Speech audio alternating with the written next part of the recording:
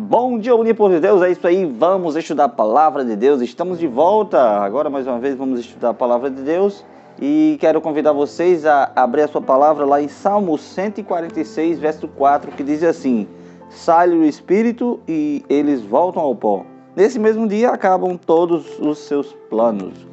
Olha só, a gente vai aprender algo de interessante, vamos aprender algo sobre o estado dos mortos, o que acontece com a pessoa quando morre, para onde ela vai, será que fica vagando por aí?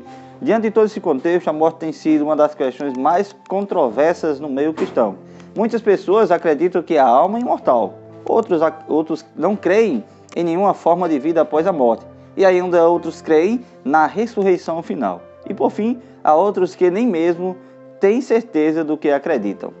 O primeiro ponto que a gente vai analisar com carinho é algo que a gente precisa analisar e ver cada detalhe. Primeiramente, para a gente saber como é o estado dos mortos, o que acontece, a gente precisa saber de que forma foi criada o ser humano.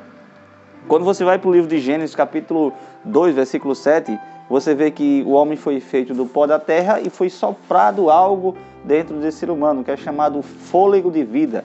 Deus, depois de fazer o ser humano, ele sopra nas suas narinas o fôlego de vida e o homem passou a ser alma vivente. E é interessante notar que isso se encontra em Gênesis capítulo 3, versículo 4.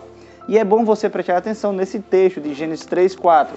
Quando Deus sopra nas narinas do homem o fôlego de vida, o homem passa a ser alma vivente. Então, analisa com carinho esse contexto e a gente vamos estudar. O tema da nossa lição, que é a lição dos adolescentes, é armadilha. E é isso que está acontecendo no nosso mundo, falsos ensinos. E diante desse conceito, olha só, o conceito da alma imortal não se originou de um ensinamento bíblico. Na verdade, foi propagado por filósofos gregos pagãos, ou pelo menos foi por meio deles que, posteriormente, essa ideia caminhou para a teologia cristã.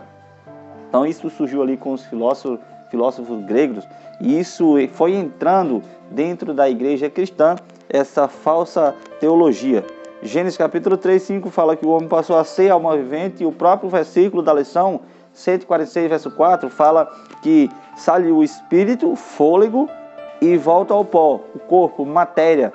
Então diz, depois acabam todos os seus planos. E a gente sabe, Jesus falou lá em João capítulo 11, que o nosso amigo Lázaro dorme. Jesus está dormindo ali, e algo interessante a gente vai ver diante de todo o contexto. Olha só, ao morrer, o ser humano simplesmente deixa de existir.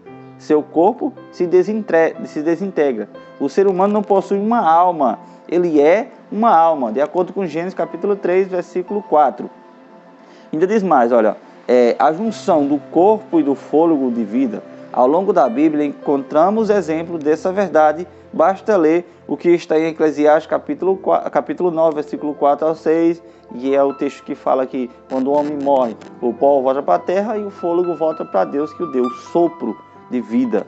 E diante de todo esse contexto, como a Bíblia se refere à alma? A alma é imortal, a alma não morre. Quando você vai para Ezequiel, capítulo 18, versículo 4, fala que a alma morre. A alma morre. Então, nesse contexto que o povo vê, como é que a alma morre? Se a alma é um espírito que sai vagando. A Bíblia nunca trata a alma como sendo o espírito que sai vagando. A Bíblia trata a alma como sendo eu e você. Eu e você somos almas viventes, de acordo com Gênesis capítulo 3, versículo 4. Então, aqui o texto de Ezequiel não está errado. Ezequiel 18, 4, quando diz que a alma ela morre. Então, diante desse contexto, ainda tem mais. Olha, o que acontece com a pessoa alma vivente quando morre? Eclesiastes 12, 7 fala justamente isso também. Fala do contexto do pó. Volta à terra e o fôlego volta a Deus. Uma das coisas que a gente precisa analisar é quem unicamente possui imortalidade. 1 Timóteo capítulo 6, versículo 16, fala que unicamente o que possui imortalidade é Deus. O ser humano não possui imortalidade. O ser humano é mortal, ele morre porque ele é alma vivente. Mas diante de todo esse contexto, a gente precisa analisar Romanos 5,12, fala assim, por um só homem entrou o pecado no mundo e pelo pecado a morte.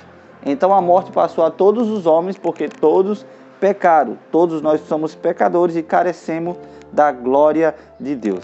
Diante de todo esse contexto, o que é que a gente precisa analisar aqui? A gente precisa analisar que nossos entes queridos estão dormindo no pó da terra, estão dormindo ali no cemitério, em alguns lugares. E o que é que vai acontecer?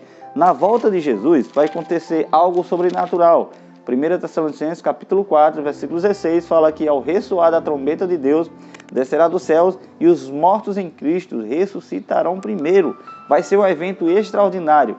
Jesus, quando estava lá no livro de João, capítulo 11, que ele falou que o nosso amigo Lázaro dorme, a gente sabe, esse sono da morte, nenhum ser humano tem o poder capaz de chegar ali num túmulo e dizer, acorde, levante, porque o único que possui imortalidade, o único que tem o poder de ressuscitar pessoas é o próprio Deus, é o próprio Jesus Cristo.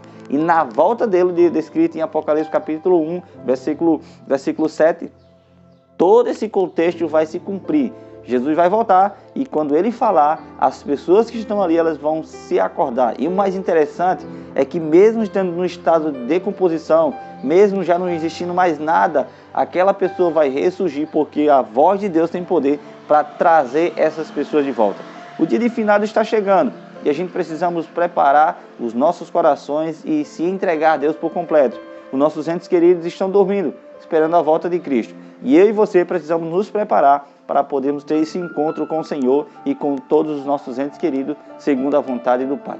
Deus possa abençoar vocês nessa manhã e eu convido vocês a orar nesse exato momento. Eterno Deus e soberano Pai, te agradecemos, Senhor, pela Tua palavra. Obrigado, Pai, pela esperança da ressurreição em Cristo Jesus. Obrigado por nos dar a certeza de que nossos entes queridos estão em paz, descansando o sono e esperando a volta do Senhor. Obrigado por tudo, em nome de Cristo Jesus. Amém.